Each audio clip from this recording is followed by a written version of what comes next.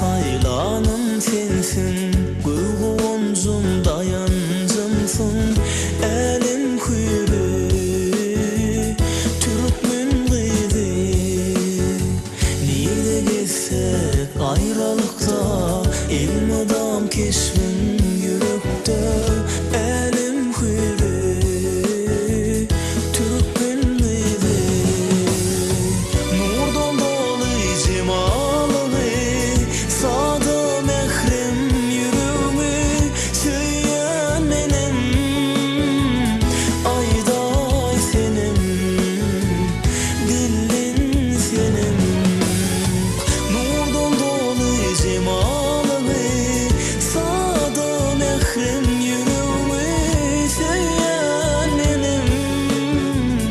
Ayday senim, dillin senim.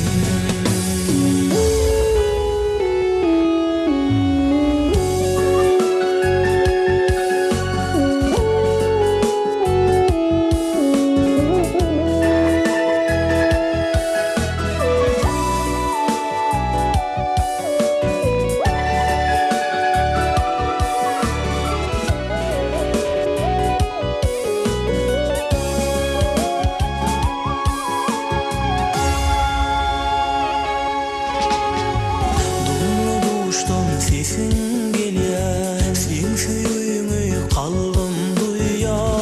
Elim hürü, Türkmen kıydı. Min derdime suyum derman, gel gülüm çektirme arman. Elim hürü, Türkmen kıydı. Nurdan dolu cemalını, sada mehrem yürümü söyleyen benim. Ayday senim, dillin senim. Nurdan dolu cemalını, sada mehrem yürümü söyleyen benim. Ayday senim, dillin senim. Söyleyen senem.